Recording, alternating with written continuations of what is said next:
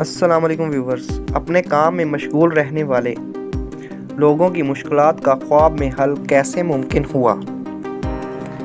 Mister Ram Ratan کپلا refrigeration اور air conditioner کا business کرتے ہیں۔ ان کی فرم کا نام کیپسنز ہے۔ نئی دلی میں آصف علی روڈ پر اس کا صدر دفتر ہے۔ مسٹر رام رتن کپلا کو اپنے فرم کے لیے ایک سلوگن کی ضرورت تھی۔ انہوں نے اخبار میں اعلان کیا کہ جو شخص کم لفظوں میں ایک اچھا سلوگن بنا کر دے گا اس کو معقول انعام دیا جائے گا۔ بار بار کے اعلان کے باوجود کوئی ایسا شخص نہ ملا جو انہیں اپنا سلوگن دے سکے۔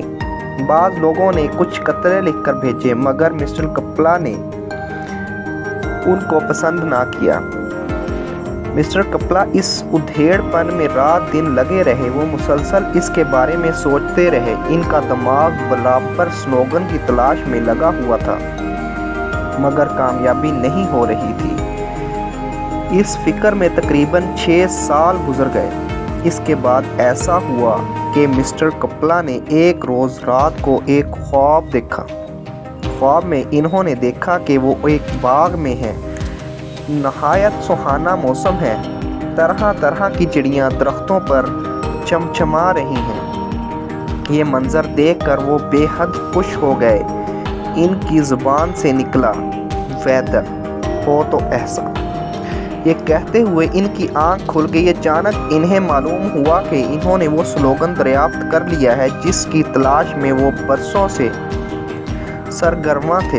فوراً ان کے ذہن میں یہ انگریزی جملہ مرتب ہو گیا، کیپسنز دی ویدر ماسٹر۔ خواب انسانی دماغ کی وہ سرگرمی ہے جس کو نیند کی حالت میں جاری رکھتا ہے۔ اگر آپ اپنے ذہن کو سارے دن کسی چیز میں مشغول رکھیں تو رات کے وقت وہی چیز خواب میں آپ کے سامنے آئے گی۔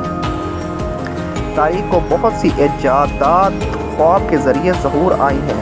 اس کی وجہ یہ تھی کہ موجد اپنی ایجاد میں اتنا مشغول ہوا کہ وہ سوتے میں بھی اس کا خواب دیکھنے لگا۔ خواب دراصل کسی چیز کامل ذہنی وابستگی کا نتیجہ ہے۔ ایسے آدمی کے عمل کی مدت 12 گھنٹے کی بجائے 24 گھنٹے ہو جاتی ہے۔